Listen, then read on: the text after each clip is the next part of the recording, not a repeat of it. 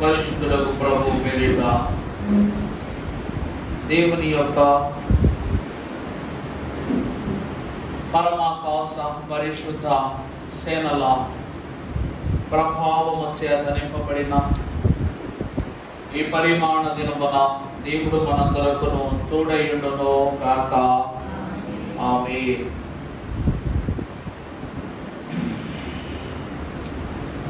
ఆది వ్రాత గల ధర్మశాస్త్రమును వ్రాసెను మన తండ్రి యెహోవా. ఆది వ్రాత గల ధర్మశాస్త్రమును వ్రాసెను మన తండ్రి యెహోవా. నాటి ప్రవక్త మోషే ద్వారా, నాటి ప్రవక్త మోషే ద్వారా బయలుపరచెను ఇశ్రాయేలీయులకు, బయలుపరచెను ఇశ్రాయేలీయులకు. రాయబడిన గాలిలో బైబిలు మిషనను నామములు రాసిన ఆత్మకు స్తోత్రములు. రాయబడిన దేవునికి మహిమ కలుగును గాక. ఆమేన్. గత 2 దినములలో శాపము తప్ప దీవెన పొందని జ్యేష్ఠ గోత్రమైన రూబేనును గూర్చి దేవుని యొక్క ప్రణాళికలో దీవెనలను పొందుకొనలేకపోయినా దీవెనలు ఇవ్వగలిగే స్థానములో నిలబడిన షిమియోను గోత్రమును గూర్చి ప్రభువును పరమాకాశపు మహిమ అంతస్తును బట్టి నిన్నటి దినమున జ్ఞాపకం చేసుకున్న దేవుని వాక్యమును బట్టి ప్రియులారా, వారు దేవుని యొద్ద నుండి దీవెన పొందుకోలేదు కానీ మనుష్య కుమారుడైన యేసుక్రీస్తు ప్రభువును యెరూషలేము మందిరములో వారి చేతిలోనికి తీసుకుని షిమియోను మహాప్రవక్త, నాదా, నీ దాసుడనైన నాకు నీ జనులైన ఇశ్రాయేలీలకు నీవు కనపరచు రక్షణ నేను కనులారా చూచితిని అని పరిశుద్ధమైన దీవెన వాక్కులలో బాలుడైన యేసును హత్తుకొని అతడు వచించుకునే దినమును మనం గమనించాం. ఒకరికి శాపమే జీవితం, మరొకరికి దీవెనలు లేకున్నా దీవెనను అనుగ్రహించే జీవితం. ఈ దినమున 3వ గోత్రము దేవుని యొక్క ఏర్పాటులో బహు ప్రత్యేకమైన స్థానమును సంపాదించుకున్న గోత్రము, దేవుని యాజకత్వ సర్వ సమూహము లేవి గోత్రముల గురించి పరిశుద్ధ లేఖనం ద్వారా జ్ఞాపకం చేసుకుందాము. దేవుని యొక్క వాక్యములు చదువుకుందాము. పరిశుద్ధ గ్రంథములో నుండి ఆదికాండము 29వ అధ్యాయము 34వ వచనమును మనము చదువుకున్నట్లయితే, ఆమె మరలా గర్భవతి అయి కుమారుని కని తుదకు ఈసారి నా పెనిమిటి నాతో హత్తుకొని ఉండును. తుదకు ఈసారి నా పెనిమిటి నాతో హత్తుకొని ఉండును అని అతనికి 3 కుమారులను కంటిననుకొనెను. అతనికి 3 కుమారులను కంటిననుకొనెను. అందుచేత అతనికి లేవి అని పేరు పెట్టెను. లేవి అని పేరు పెట్టెను. చిన్న ప్రార్థన. కాలము సమయము తండ్రి స్వాధీనములో ఉన్నవని సెలవిచ్చిన పరిశుద్ధుడైన యేసు ప్రభువా, ఈ కాలమునకు తగిన రీతిగా యాజకత్వ భాగ్యములో పరిపూర్ణమైనటువంటి స్థానమును సంపాదించుకున్న పరిశుద్ధ గోత్రము, పరమానుభవమును పొందుకొనిన గోత్రమై ఉన్న లేవీయుల యొక్క జన్మ వృత్తాంతమును, జీవన వృత్తాంతమును మేమందరము ఆలకించుటకు నీ యొద్దకు వచ్చి ఉండగా, ఆలకించుచున్న వారికి పరిశుద్ధమైన తలంపులను దయచేయమని వేడుకొనుచున్నాం. విను వారిని, వివరించు వారిని మీరు నీ పరిశుద్ధ ఆత్మ చేత నింపి పరిపూర్ణ వాక్యానుభవముతో నింపమని నాయకుడయ్యున్న బోధకుడయ్యున్న యేసు నామమున వేడుకొనుచున్నాం తండ్రి, ఆమేన్. తండ్రి తన పక్షముగా నిలబడిన లేవీయుల యొక్క ప్రధాన యాజకత్వ పరిపూర్ణ భాగ్యము, ఆది అపోస్తుల సంఘ నాయకత్వములో బైబిల్ మిషన్ యొక్క యాజకులముగా ఉన్న మాకును తద్వారా మీకును మేలైన పోషణను అనుగ్రహించును గాక, ఆమేన్.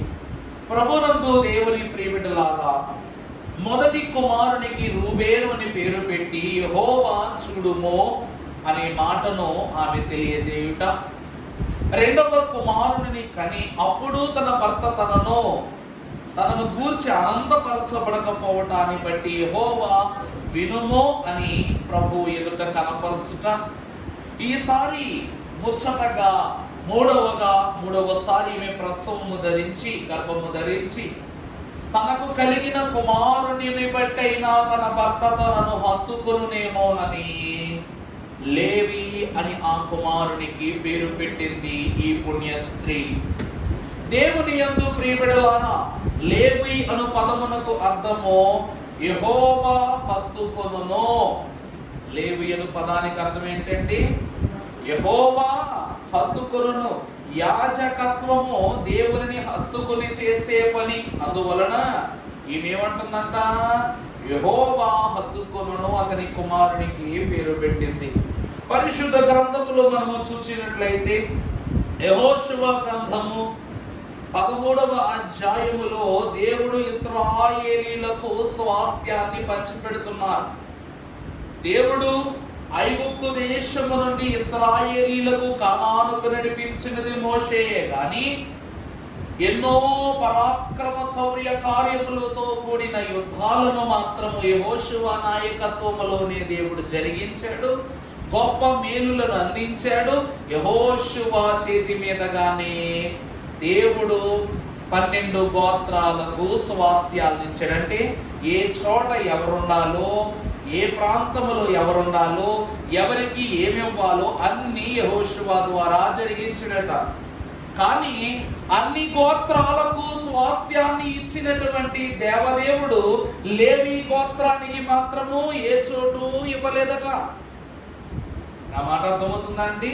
ఇప్పుడు మీరు అందరూ ఉన్నారు, మీ అందరికీ నేను పలహారం పంచిపెట్టాను, కానీ ఒకరికి మాత్రము నేను ఇవ్వలేదు.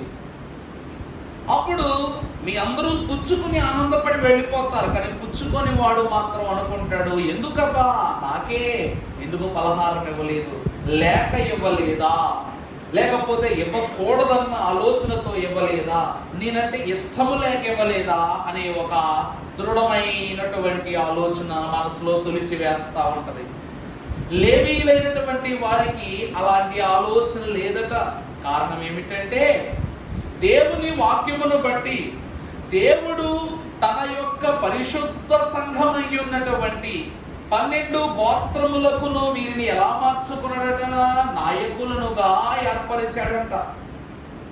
వారి పైన అధికారమును ఏర్పరచుకుని జనముగా వీరిని దేవుడు పునఃస్థాపన చేసుకున్నాడట.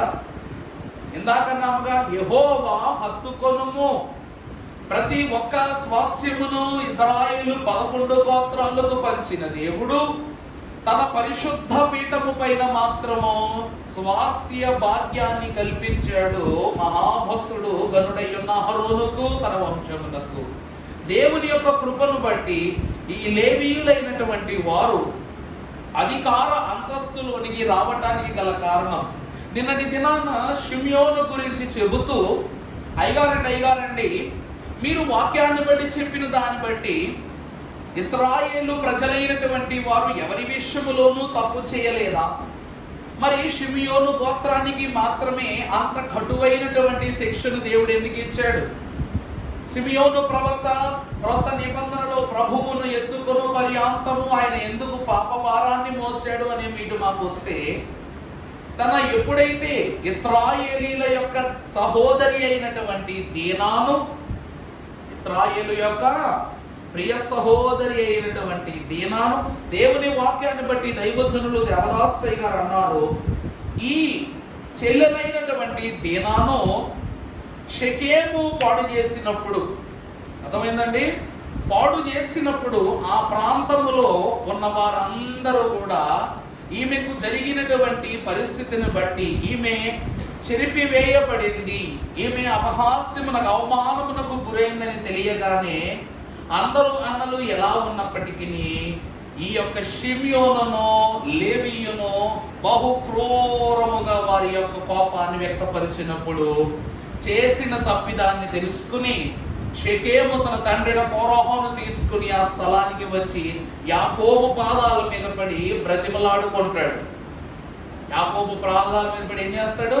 బ్రతిమలాడుకుంటాడు. అయ్యా, నా బిడ్డ చేసింది చాలా పెద్ద తప్పు, నీ కుమార్తెకు ద్రోహం చేశాడు, అందువలన నీ కుమార్తెను నా ఇంటి కోడలు చేసుకుంటాను, నా బిడ్డకిచ్చి వివాహం చేయండి అని కాళ్ళు పట్టుకుని బ్రతిమలాడతాడు. అర్థమైందండి? బ్రతిమలాడితే అప్పటికి అన్నలు రగిలిపోయినారు కాబట్టి అది ఎలా కుదురుద్ది? మీరు వేరే, మేము వేరే, మీరు మాలో చేరటానికి తగదు, మేము మీలోనికి రావటానికి తగము, మీ యొక్క పరిస్థితులు వేరు, మీ యొక్క ఆచార వ్యవహారాలు వేరు, మా వ్యవహారాల ఆచారాలు వేరు, మీరు మేము కాలేము, మీరు మేము కాలేము అని చెప్పేసి గొడవ పెడుతున్నారన్న పెట్టుకుంటుంటే అప్పటికి కూడా అయ్యా దయచేసి మా మనవి వినండి అని వీళ్ళు బతిమలాడుతున్నారు. అప్పుడు ఈ అన్నదమ్ములు అంటారన్నమాట ఏమిటంటే, మీరును మీ వంశములలోను మీ ప్రాంతపు ప్రజలందరిలో పురుషులు ప్రతి ఒక్కరు, పిల్లల దగ్గర నుంచి పెద్దవాళ్ళ వరకు ప్రతి ఒక్కరు కూడా ఏం చేయించుకోవాలా?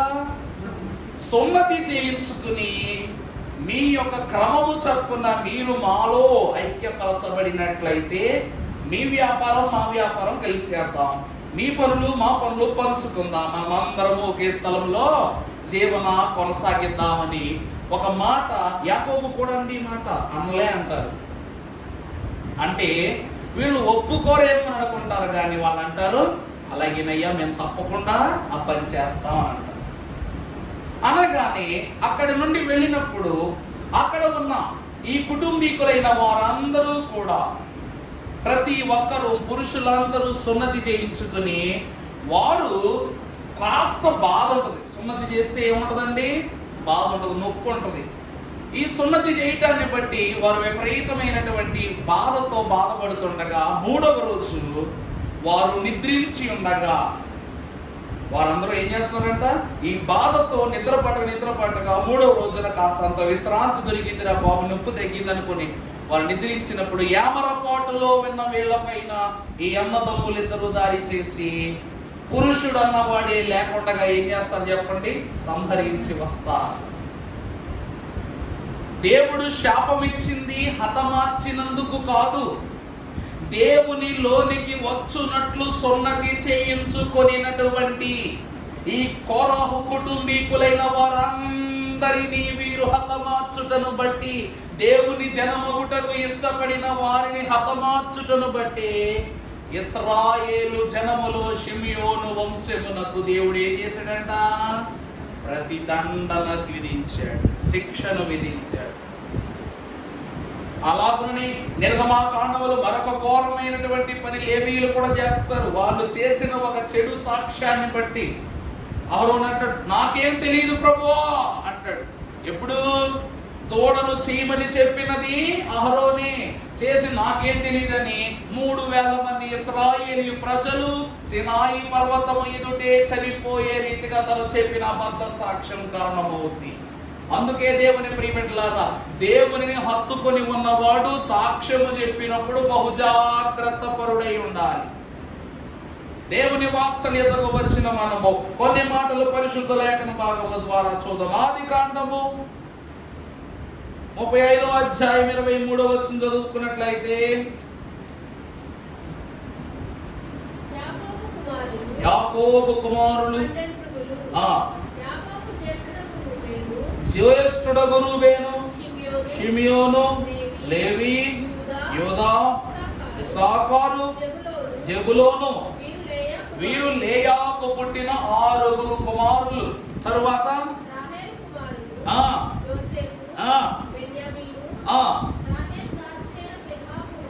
ఇక్కడ రాహేలుకు పుట్టినది ఎంతమంది కుమారులండి? 2 కుమారులు. వాళ్ళెవరంట? యోసేపు, బెన్యామీను. ఇప్పుడు వివాహము చేసుకుని చేసుకున్న ఇరువురి భార్యల యొక్క బిడ్డలు పూర్తయ్యారు. అక్కడ 6, ఇక్కడ 2, మొత్తం 8 మంది బిడ్డలు. తరువాత చదువమ్మా. రాహేలు దాసి అయిన బిల్హా కుమారులు నఫ్తాలి, జిల్పా కుమారులు ఆషేరు. వీరు పద్నారాములో యాకోబునకు పుట్టిన కుమారులు, అనగా వారి వారి దాసులకు ఇరువురు కుమారులతో కలిపి మొత్తం ఎంతమంది? 12 గోత్రములు. దేవుని వాక్యాన్ని బట్టి మనం చూస్తే ప్రియులారా, ఈ దాసి కుమారులు మనకు అంత ఎక్కువగా కనపడరు. ఎక్కడ? నా మాట అర్థమవుతుందా అండి? అనగా గాదు, దాను గోత్రము, నఫ్తాలి, ఆషేరు, ఈ 4 గోత్రాల వారును దేవుని యొక్క వాక్యములో గాని, కలుగుచున్న ఎన్నో లోకపు శోధనలో గాని, యుద్ధాలలో గాని ఈ గోత్రాల యొక్క ప్రచురణ గాని, వివరము గాని ఎక్కువ చెప్పబడదు. దాని గురించి కూడా చెప్తాను నేను వాక్యంలో, కనుక కంగారు పడద్దు. కానీ ఈ ప్రథమ సంతతి అయి ఉన్నటువంటి 6 బిడ్డలు, లేయా బిడ్డలు, యోసేపు, అలాగుననే బెన్యామీను, ఈ 8 మాత్రము దేవునిలోనూ దేవుని రాజ్య వ్యాప్తిలోనూ ప్రసిద్ధిగాంచిన కుమారులుగా దేవుని యాకోబు సంతానముగా బహు చక్కగా వాడబడతారు. ఎప్పటికైనా సరేనో యజమానుడే, దాసుడే. అది పుట్టుక నుంచి వచ్చినటువంటి జన్మనైజము. ఈరోజు మనం ఇంట్లో పనిచేసే వాళ్ళ బిడ్డలను ఆదరిస్తామో, ప్రేమగా చూస్తాం, ఆస్తి రాసేవంగా. నిజమా కాదా చెప్పండి? ఎంత తండ్రికి పుట్టి ఉన్నానో, ఇది లోకాంతర సత్యం, వాక్యంలో కూడా ఉన్నదే. అదేంటి పాస్టర్ గారు, ఎవరినైనా దగ్గర తీసుకోవచ్చు, దగ్గర తీసుకుంటాం, కానీ ఎంత మట్టుకు చెప్పండి? మనతో సింహాసనం వేసి కూర్చుండబెడతామా? కూర్చుండబెట్టాం. ఏ స్థానంలో ఉంచాలో అక్కడే ఉంచాలంటారు. అదే ఇక్కడ జరుగుతున్నది. మేము ఇశ్రాయేలు జనమైన వారము, మీరు మా తల్లులైన వారికి జనించని బిడలు కనుక. అంతెందుకు, రాహేలును ఎంత ప్రేమించినా కూడా ఎప్పుడు ఈ 6 కుమారులు రాహేలు బిడ్డలను దగ్గర చూడాల. వీళ్ళందరూ ఒకానొక సమయం వచ్చిన తర్వాత దాసి కుమారులతో సహా ఏకమైపోయి యోసేపును అమ్మేయలేదా? నిజమా కాదండి? ఒకరికి ఒకానొక సమయాన వాళ్ళ బుద్ధిని బట్టి ఎవరి దగ్గర తీసుకోవాలి, ఎవరిని దూరం పెట్టాలి అన్న రీతిగా వాళ్ళు ఉపయోగించుకున్నారు. ఈ 4 దాసి కుమారులు ఈ 8 మంది కుమారులకు ఎలా ఉండేవారంట? ఎప్పుడు చిత్తమన్నయ్య అన్నట్లుగా ఉండేవారంట. అంతే కదండి? వాళ్ళు మనకు బాగా చూస్తారనో కొంతలో వాళ్ళంతా పని చేసి పెట్టేస్తాం, కానీ వాళ్ళు ఎక్కడ ఎలా ఉంచాలాగే ఉంచేవారట. దేవుని వాక్యములు మనము చూస్తే ఈ దినమున అంత ప్రావీణ్యత కలిగినటువంటి లేవీ వంశస్థులైనటువంటి వారు దేవునిని హత్తుకుని గొప్ప పనిలో ప్రావీణ్యత పొందుకున్న గనులయ్యారంట. దేవదేవుడు ఈ 12 గోత్రాలకు చిహ్నంగా లేవి యొక్క బ్రెస్ట్ ప్లేట్ అంటారన్నమాట. అనగా శాసనములు కలిగినటువంటి ఈ ఛాతి మీద నిలబెట్టుకున్నటువంటి 12 గోత్రముల రాళ్లతో చేసిన పథకం ఏదైతే ఉన్నదో, ఈ 12 మంది గోత్రములకు ప్రతిగా 12 రాళ్ళని ఇచ్చాడు. రాసుకోండి, రాళ్ళ యొక్క పేర్లు చెప్తాను. మొదటిగా చూసినట్లయితే రూబేను గోత్రమునకు మాణిక్య అనేటువంటి రాయి. రెండవదిగా షిమియోను గోత్రమునకు గోమేధిక అనేటువంటి రాయి. మూడవదిగా లేవి అనేటువంటి గోత్రమునకు మరకతము అనేటువంటి రాయి. నాలుగవదిగా యూదా గోత్రమునకు పద్మరాగ అనేటువంటి రాయి. ఐదవదిగా ఇస్సాఖారు గోత్రమునకు నీల అనేటువంటి రాయి. ఆరవదిగా జెబులోను గోత్రమునకు సూర్యకాంత అనేటువంటి రాయి. ఏడవదిగా నఫ్తాలి గోత్రమునకు గారుద్మత అనేటువంటి రాయి. ఎనిమిదవదిగా గాదు గోత్రమునకు యశము అనేటువంటి రాయి. తొమ్మిదవదిగా అమ్మా చెప్పండి, ఎక్కడి నుంచి చెప్పాలి చెప్పండి. నఫ్తాలి గోత్రమునకు గారుద్మత. ఆ తరువాత 8వది గాదు గోత్రమునకు యశము అనే రాయి. 9వది ఆషేరు గోత్రమునకు ఇంద్రనీలము. ఆషేరు గోత్రమునకు ఇంద్రనీలము. 10వదిగా మనష్షే గోత్రమునకు రక్తపు రాయి. మనష్షే గోత్రమునకు రక్తపు రాయి. తర్వాత ఎఫ్రాయిము గోత్రమునకు నులేమాను అనేటువంటి రాయి. ఎఫ్రాయిముకు నులేమాను అనేటువంటి రాయి. ఆఖరిగా బెన్యామీను గోత్రమునకు మరలా సూర్యకాంతపు రాయి. ఇక్కడ 2 సార్లు సూర్యకాంతపు రాయి వాడబడింది.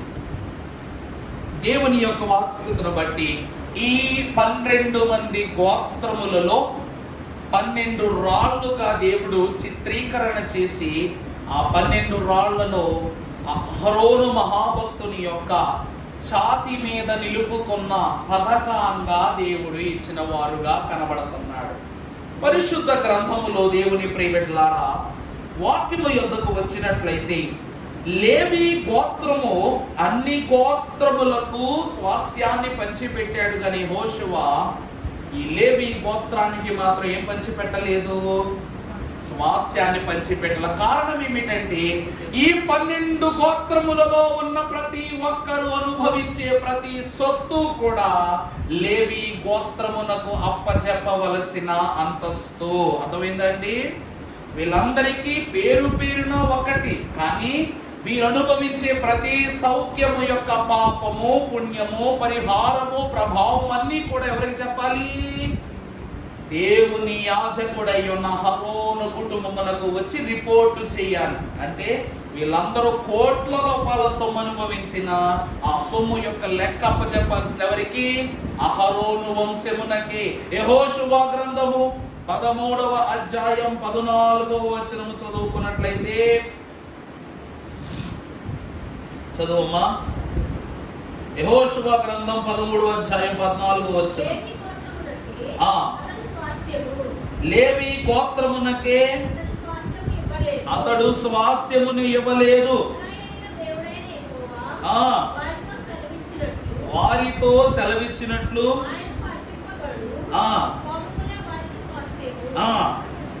చూపుడు 33 చదువమ్మ వచ్చును.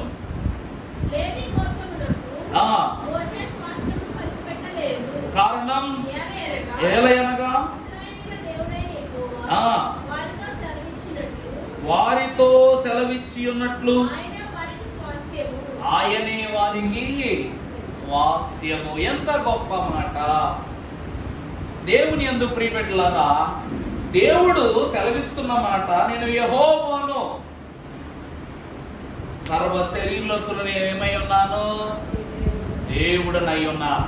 అలాంటి నేను ఎవరికి స్వాస్యమై ఉన్నానంట? అహరోను వంశమునకు నేనే స్వాస్యం. అంటే దేవుడే మన ఆస్తి. దేవుడే యాజకునికి ఏమై ఉన్నాడండి? ఆస్తి. యాజకత్వము అనగా యాచించుట. ఎవరి దగ్గర? దేవుని యాచించుట. రెండవది యాజకులము అనగా, ఆ కాలం మీకు చెప్పాను తాతగారు, ఏ కులము అంటే బైబిల్ మిషన్ వారిది మాది యాజకులం అన్నారు. అంటే మాది యాజకులం అనగా దేవుని యొద్ద యాచించేది. దేవుని ఏ గోత్రమో మాది ఆ గోత్రమే. దేవుడు మమ్మల్ని ఎక్కడ ఉంచినో మేము అక్కడే ఉంటాం. ఏది పెడితే మేము అదే తింటాం. ఎలా ఇచ్చినా దేవుడు మాకు ఇస్తాడు కనుక మేము ఆయనకు మాత్రమే విధేయులమై ఉన్నాం. దేవుడే మాకు ఆస్తి. అందుకే హృదయ దేవళమందు భక్తి పుష్పములచే భజించి పూజించగా నిన్ను కొలిచెదా రావయ్యా అని పాడుతున్నారు. పరమ భక్తులు ఎంత గొప్పగా కీర్తనలో ఒక చరణం రాస్తారంటే, చివరి చరణం ఉండదు మనకు. ఏమిటది చెప్పండి? దేవుని యొక్క మాటను బట్టి ఒక చిన్న చరణం కింద పాడుకుందాం. పాడుకుందును రావయ్యా నీ నామమున వేడుకుందును రావయ్యా అని అంటారు. ప్రభునందు ప్రియబిడ్డలారా, ఈ దినమున యాజకుడు ఏది చేసినా ప్రభు పేరటే చెయ్యాలి. నీ నామమున ఈ లోకమున ఏది కోరుకున్నా కూడా దేవుని యొక్క పేరిటే జరగాలి.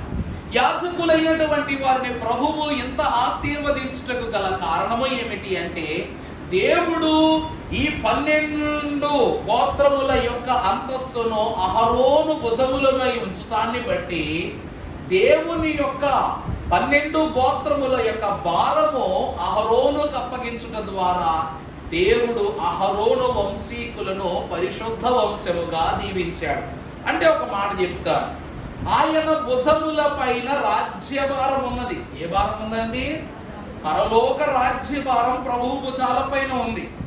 కానీ ఈ 12 ఇశ్రాయేలీయుల యొక్క గోత్రములు దేవుని రాజ్యమునకు పథకముగా ఉన్న జనము అని దేవుని వాక్యం చెప్తుంది. ఇశ్రాయేలు జనం ఎవరంటండి? 12 ముత్యాలతో కన్నుల విందు కలిగిన కొలువంట దేవుని రాజ్యం. నా నాన్నగారు అప్పట్లో పాట పాడేవారు, ఓహో ఎంత వైభవము మహోన్నతము మన యేసుని సామ్రాజ్యము. అందులో ప్రారంభ చరణం ఏమిటంటే, 12 ముత్యాలతో కన్నుల విందు కొలువు, 12 గుమ్మాలతో వన్నెకెక్కిన దేశము, ఓహో ఎంత వైభవము మహోన్నతము మన యేసుని సామ్రాజ్యం. ఈ 12 ముత్యములు ఎవరు అనగా ఇశ్రాయేలు 12 గోత్రములు. ఈ 12 గుమ్మములు ఎవరనగా గోత్రమునకు దేవుని నామాన్ని పరిశుద్ధపరచిన పరిశుద్ధులైనటువంటి వారు, దేవుని జనమైన వారులారా.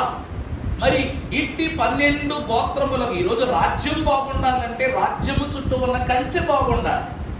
మన రాజ్యం చాలా బలమైనది, ఘనమైనది అంటే ఆ రాజ్యము చుట్టూ వేసినటువంటి కంచెను బట్టి, ఆ రాజ్యము సరిహద్దున ఉన్న కాపలాతనాన్ని బట్టి దేవుని రాజ్యమునకు ఈ 12 గోత్రములు ఎలా ఉన్నబట? వన్నె తెచ్చే గోత్రములుగా ఉన్నాయి.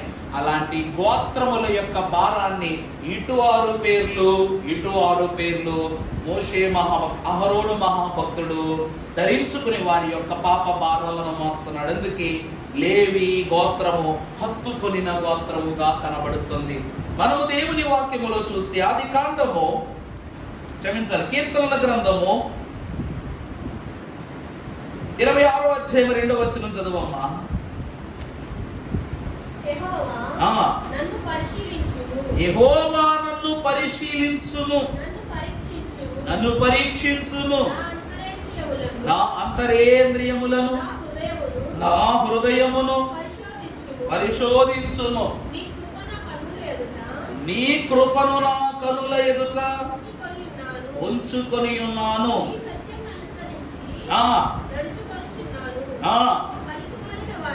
పనికి మాలిన వానితో చాలండి. ఏమండి, లేవీయులైనటువంటి వారిని దేవుడు ఎందుకు తన వారిగా ఏర్పరచుకున్నాడంటే, లేవి అనగా హత్తుకొనుట.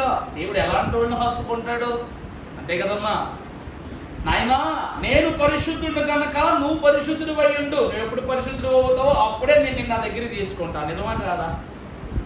మన పిల్లలైనా కూడాను, ఇప్పుడు మనం తెల్ల బట్టలు వేసుకున్నాం, ప్రార్థనకు బయలుదేరాం.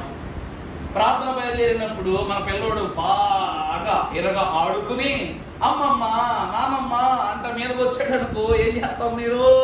రే రే రే ఆగరా బాబు, నాయన నాటవరా బాబు, నేను ఎక్కడికి వెళ్తున్నా? ప్రార్థనకి వెళ్తున్నా. వెళ్ళి ముందు స్నానం చేయి అంటావు. ఏమంటావు నువ్వు? స్నానం చేయి అంటావు. అలాగే తిరిగి వచ్చిన తర్వాత కూడా అదే పరిస్థితిలో నిన్ను బతుకుందామన్నా కూడా నువ్వేమని చెప్తావు? రే ఆగరా, ఇప్పుడే ప్రార్థన నుంచి వచ్చాను రా, కాసేపు ఆగరా, నన్ను గతువుకులు పీల్చుకునేవరా అంటావా అన్నవా? మనుషులమైన మనము మన గర్భమున జనించిన మన బిడ్డల విషయములోనే, అనగా శుభ్రత అనే విషయములో ఎంత జాగ్రత్త పరులమై ఉంటామే, దేవుని యొద్దకు వచ్చి దేవుని కార్యము జరిగించుకొనబోవు యాజకులైన లేవీయులు ఇంకెంత శుభ్రంగా ఉండాలి? మొదటిగా ప్రత్యక్ష గుడారము ఆవరణున్నటువంటి పరిశుద్ధ బలిపీఠము వద్ద ఉన్న జలము యొద్ద వారి హస్తములను శుభ్రము చేసుకొనుట. ఆ తదుపరి ఆలయములోనికి అనగా ప్రత్యక్ష గుడారములోనికి ప్రవేశించిన వీరు ఈ యొక్క గుడారమునకు ప్రక్కగా ఉన్న గంగాళములో ఉన్న నీటితో వారిని వారు శుభ్రము చేసుకొనుట. ఆ తదుపరి వారు వారి యొక్క స్థలములోనికి వచ్చి పొట్టేళ్ల రక్తముతో ప్రతి ఉపకరణమును వీళ్ళు ఏం చేయాలంట? శుద్ధి చేయాలి. రొట్టెల బల్ల, దీపస్తంభము, ఉపకరణములన్నిటినీ కూడా శుభ్రపరచి అప్పుడు దేవుని యొద్దకు వచ్చి పాప పరిహారార్థ బలి క్రమాన్ని జరిగించాలి. అవునా కాదా? శుభ్రపరచితి రావయ్యా నా హృదయమును, చెప్పండి చెప్పండి, భద్రపరచితి. ఎవరి చేతిలోనికి, ఎవరి యొక్క ఆలోచనలోనికి నా మనస్సును చెడులోనికి పంపకుండగా నా హృదయాన్ని శుభ్రం చేసుకున్నాను. ఎవరి చేతిలోనికి వెళ్ళకుండగా భద్రం చేసుకున్నాను. నీ కోసం. ఎవరి కోసం? నీ కోసం. నీతి సూర్యుడా నీవు ఉదయించినంతని కుదురవు నా ప్రాణాత్మ, చెప్పండి, సదయాత్మ, నా ప్రాణాత్మ సదయాత్మ. దేవుని యందు ప్రియబిడ్డలారా, అది లేవీయులకున్న గొప్ప లక్షణం. దేవునిని హత్తుకునేటప్పుడు ఎలా హత్తుకోవాలో తెలుసుకోవటమే లేవి వంశమునకు ఉన్న సుగుణము.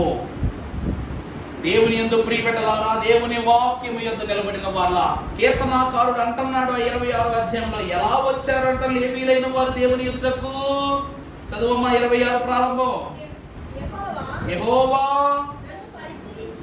యెహోవా నన్ను పరిశీలించుము నాయనా, నేను శుభ్రపడి వచ్చానయ్యా. నాలో ఎటువంటి లోపమైనా ఉందో లేదో, ఎటువంటి అశుభ్రత ఉందో లేదో నన్నేం చేయి, పరిశీలించు ప్రభువా. నాకు తీర్పు తీర్చుము.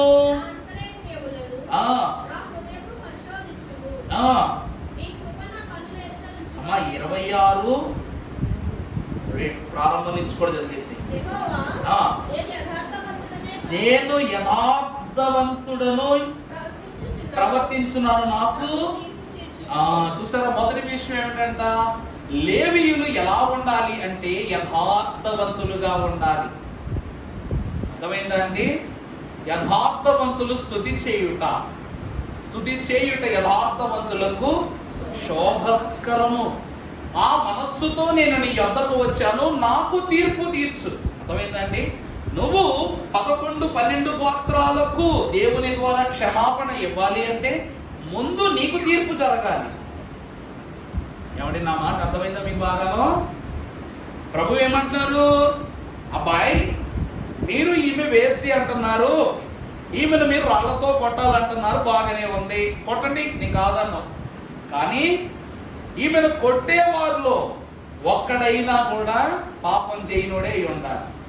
అసలు పాపం ఎరుగనే వాడు అంటే వాడే మొదట రాయండి అంటున్నారు. అంతే కదా ప్రభు అంటున్నమాట. ధర్మశాస్త్రమే ధర్మాన్ని బోధిస్తుంది ప్రజలకు. ప్రభు ఎవరో కాదు, ధర్మశాస్త్రమే ఈ లోకానికి ఏం బోధిస్తుందంట? ధర్మాన్ని బోధిస్తూ ఉంది. మీరే కొట్టండి, మీ ఇప్పుడే కొట్టండి, ఇక్కడే కొట్టండి. కానీ కొట్టేవాడు మొదట రాయేసేవాడు మంచోడై ఉండాలి, పాపం చేయనోడై ఉండాలి. ఏంటి అన్నారు. అప్పుడు అందరూ పాపం చేసినట్టు కనబడిపోతుంది ప్రభువుకి చెయ్యత్తల. ఇప్పుడు లేవీయుడైనంత మాత్రాన వీరి పాపాలన్నీ భుజానేసుకుని లోపలికి వచ్చేద్దామంటే కుదరదు కదా. వారి పాపాలను శుద్ధి చేయడానికి ముందు ఇతడు పాప ప్రక్షాళన చేసుకుని లోపలికి రావాలి. అందుకే ప్రభువు ఎదుట ఇతడు అంటున్నాడు, నాయనా, నేను యథార్థవంతుడనై ప్రవర్తించున్నట్లు నువ్వు నాకు తీర్పు తీర్చు. మొదట నాకివ్వు క్షమాపణ, మొదట నన్ను పరిశోధించు నువ్వు అని అడుగుతున్నాడు. లేవీయులకు ఉన్న ప్రధానమైన గొప్ప ఆశీర్వాదము దేవుని ఎదుట తీర్పు తీర్చమని అడిగే అంతస్తు. ఆయన నాకు శిక్ష అయిన ఎవరని అడుగుతారా? నేను తప్పు చేస్తే నాకు శిక్ష అయిన ఎవరని అంటారా? అనరు. అలా అనగలిగిన వాడే యాజకుడు. అర్థమైందా అండి? తర్వాత చదువు, కంటిన్యూ చేయి. 3వ వచనం చదువు. నీ కృప నా కన్నుల ఎడల ఎదుట ఉంచుకొని ఉన్నాను. యాజకులకున్న స్థితి, పనికిల మారిన వారితో నేను చేయను. ఇవన్నీ లేవీయులకున్న లక్షణాలు. ఇవన్నీ ఎవరికి లక్షణాలండి? లేవీయులకున్న లక్షణాలు. దేవుడే తప్ప లోకముతో ఎట్టి స్నేహము కలిగి ఉండలేకపోవటం. తర్వాత దుష్టులు సంఘము నాకు అసహ్యము చేయను, అడుగుకోందును. చూసారా, లేవీలు ఏం చేస్తున్నారు? ఆయన నా పాపాలు ఏమైనా సరే నీ సన్నిధిలో కనబడనివ్వవద్దు, అందు నిమిత్తం నేను నీ సన్నిధికి పరిశుద్ధునిగా ఏర్పడినట్లు నా హస్తములో నేను గడుపుకుంటున్నాను. యేసుక్రీస్తు ప్రభు వారు ఆయన శిలువ మరణములో ఉన్నప్పుడు కూడా ఆయన ఎంత గొప్పోడో పిలాతుకు తెలుసు, ఆయన ఎంత పరిశుద్ధుడో తెలుసు, పిలాతుకు తెలుసు. ఆయన ఎదుట గాని ఆయన యందు గాని ఏ పాపము లేదని ఆయనకు తెలుసు కనుక ఈయన చంపిన పాపము నేను భరింపజాలనని తెలిసిన పిలాతు ఏం చేశాడంట? ప్రభువు ఎదుట, సమాజము ఎదుట, పరలోకము ఎదుట చేతులు కడుక్కున్నాడు. నా దోషము ఆయన కనబడనివ్వద్దు అని చెప్తూ పిలాతు మహాభక్తుడు చేతులు కడుక్కున్నాడు. అందుకే పిలాతు కుటుంబం ఆశీర్వదింపబడి తన భార్య క్లౌదియా కూడా దేవునిలో పరిచర్య చేసిన గొప్ప స్త్రీగా దేవునిలో కొనసాగింది. ఆమె ప్రపంచానికి కనబడకపోయినా పరోక్షముగా దేవుని విషయంలో ఎంతో దీవెన పొందుకుంది, ఒక మహారాణి అయినా కూడా. తరువాత చదువమ్మా. యెహోవా చూసారా, ఈ క్రమం ఎవరు చేస్తారు? యాజకులే చేస్తారు. అంటే యెహోవా బలిపీఠము చుట్టూ చెప్పాను కదా, ఈ యొక్క పాప పరిహారార్థమైన బలి రక్తముతో మొత్తం అన్నిటినీ ప్రోక్షణ చేసి తనను తాను శుద్ధి చేసుకుని ప్రతి ఉపకరణాన్ని పరిపూర్ణంగా పరిశీలన చేస్తాడు యాజకుడు, ప్రదక్షిణ చేస్తూ చెల్లింతును వివరింతును. యెహోవా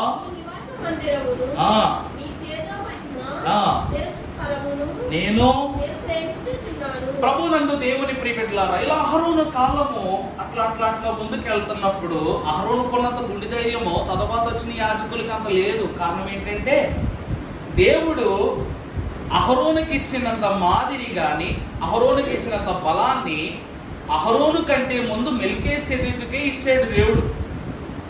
మెల్కీసెదెకు మహాభక్తునికే ఇచ్చాడు. అతడు ప్రత్యక్ష గుడారములో పని చెయ్యని దేవుని పరిచారకుడు. మెల్కీసెదెకు ఎవరండి? అబ్రహాము కాలములో ప్రత్యక్ష గుడారములోను దేవుని మందిరములో పని చెయ్యని పరలోక పరిచారకుడు, యాజకుడు. అంత గొప్ప ఘనత అహరోనుకే ఆ తర్వాత లభ్యమైంది, ఆ తర్వాత యేసుక్రీస్తు ప్రభువుకే. ఇక్కడ అహరోను కాలములో ఇంత ఘనమైన సేవ జరుగుతున్నప్పుడు అహరోను అంతటి గుండె ధైర్యం ఎవరికీ లేకపోయింది. అందుకే గోత్రానికి ఒక లేవీయుని పెట్టుకున్నారు. ఏమన్నా అర్థమవుతుందన్నమాట. ఇప్పుడు బైబిల్ విషయంలో గనులైన ఫాదర్ దేవదాసయ్య గారు బయలుపరచి ప్రభువు దైవజనునికి ఇస్తే దైవజనుడు బేతేలు గృహానికి ఇచ్చారు. ఈనాడు బేతేలు గృహవాసులుగా ఏర్పడిన మా అందరకును పలు స్థలాలలో పలు ప్రాంతాలలో అధికార వర్గముగా, సేవా బృందముగా, సహకార బృందముగా ఎంతో మంది సేవకులను భూలోకమంతటికి సువార్త పోవటకు ఇండియాను ప్రదానము చేసుకుని దేవుడు ఎన్నో ప్రాంతాలలో బైబిల్ మిషన్ స్థాపన చేశారు. అలాగని లేవి వంశస్థులలో ప్రధానులైన తన కుమారులు కూడా యాజకులే కదా, అహరోను కుమారులు కూడా, వారిని ప్రతి గోత్రమునకు ఒక వంతు చొప్పున వారిని ఏర్పరుచుకున్నారు పరిశుద్ధులు. దేవుని ఏర్పాటును బట్టి దేవుని యొక్క ఆలయములో ఇట్టి మహిమను కనపరచటం, ఈ ఆశీర్వాదాన్ని పొందటం ఆశ్చర్య కార్యాలు. అంతే కదండి అక్కడ ఉన్నమాట. ఆశ్చర్య కార్యాలు చూసి ఆనందపడుతున్నాను అన్నారు. మరి యేసుక్రీస్తు ప్రభువుకు బాప్తీసం ఇచ్చిన యోహాను తండ్రి అయినటువంటి జకరియా బలిపీఠము యొక్క ధూపము వేస్తున్నప్పుడే తనకు దేవుని ఆశ్చర్య కార్యం జరిగిందా లేదా? దూత వచ్చి తనకు కుమారుణ్ణి ఇవ్వగానే ఆనందభరితుడై అందరి మధ్య నుండి పరిగెత్తుకుంటూ వెళ్ళిపోతున్నాడు. ఏం జరిగిందా ఈ రోజు అని పరుగును వెళ్ళి భార్యకి చెప్పాడు, ఎలిజబెత్తుకు చెప్పాడు ఇది జరిగిందని. అక్కడ ఉన్న ప్రజలందరూ కూడా ఏమైపోతున్నారు? ఆశ్చర్యపడిపోతున్నారు అన్నమాట. దేవుడు తన యొక్క పరిశుద్ధ కరుణాపీఠం మీద తన వెలుగును కనపరిచి ఆశ్చర్య కార్యాలు చేస్తాడు. తరువాత పాపులతో నా ప్రాణమును చేర్చకము, నా జీవమును చేర్చకము, వారి చేతులు దుష్కార్యములు గలవు, వారి కుడి చెయ్యి లంచములతో నిండి ఉన్నది. నేను యథార్థవంతుడనై నడుచుకొనుచున్నాను, నన్ను విమోచించుము, నన్ను. ప్రభువునందు దేవుని ప్రియబిడ్డలారా, దేవుని వాక్యం అంటుంది పాపులతో నా ప్రాణమును చేర్చకము. ఆనాడు 3000 మంది ఇశ్రాయేలీల విషయంలో ఈ అహరోను ఎందుకు అబద్ధ సాక్ష్యం చెప్పాడంటే, ఒకవేళ కానీ వీళ్ళు చేసిన పనిలో భాగం పంచుకున్నట్లు అతను ఒప్పుకుని ఉంటుంటే దేవుడు అహరోనును ఏం చేసి ఉండేవాడు? ఆ 3000 మందితో కలిపి అహరోనును కూడా దేవుడు ఖత్మ చేసి ఉండేవాడు. అర్థమవుతుందా? వాక్యం చూపిస్తా. నిర్గమకాండం 32వ అధ్యాయము 25వ వచనం చదవమ్మా. 32:25. ప్రజలు విచ్చలవిడిగా తిరుగుట మోషే చూచెను. వారి విరోధులలో వారికి ఎగతాళి కలుగునట్లు అహరోను విచ్చలవిడిగా తిరుగుటకు. చూసారా, ఇక్కడ మోషే అప్పుడు ఉన్న మోషే కాదు. అహరోను భయపడుతున్నాడు.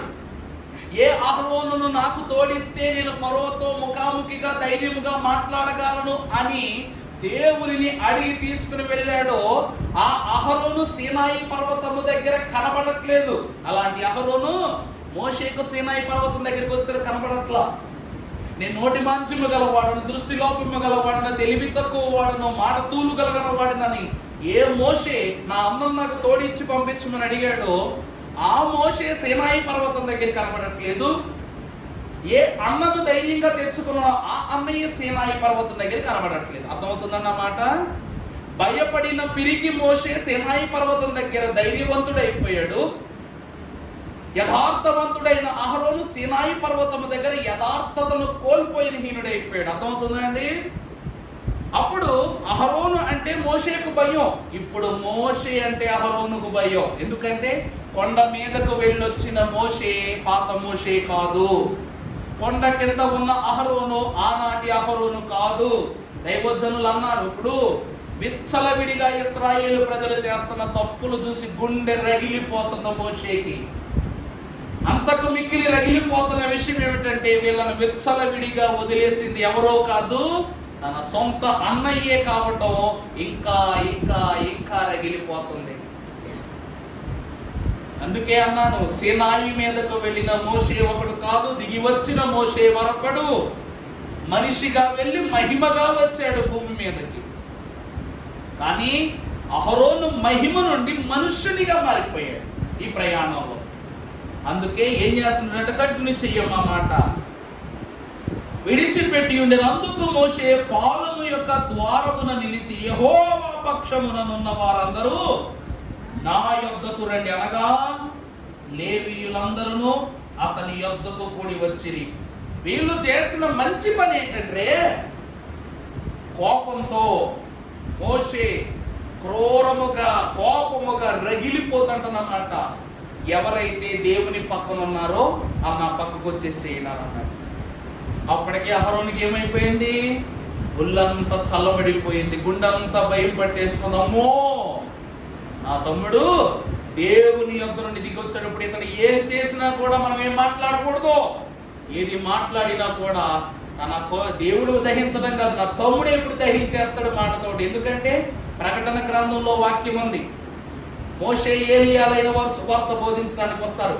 వారిని ఎవరు హతము చేయడానికి వచ్చిన వారి నోటిలో నుండి అగ్ని బయలు వెళ్ళి వారిని ఏం చేస్తుందంట? దహించి వేస్తుంది. అందుకే నా తమ్ముడే తన యొక్క నోటిలో అగ్ని పంపింది మనం చంపేస్తాడని మనం ఏం మాట్లాడకుండా అందరూ లేవీయులు ఎక్కడికి వచ్చేసారంట? మోషే వైపుకి వచ్చి మాకేం తెలియదు అన్నట్టు నిలబడ్డారు. ఆ దినము వారి యొక్క మౌనమే 3000 మంది ఇశ్రాయేలీల యొక్క చావుకు కారణమైంది. చదువు మా తర్వాత మాట. చూచి మీలో ప్రతివాడును తన కత్తిని తన నడుమునకు కట్టుకుని ప్రతి వాడు తన సహోదరుని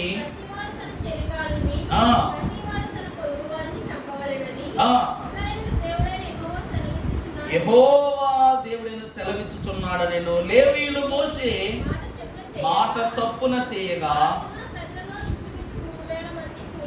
అర్థమైందండి?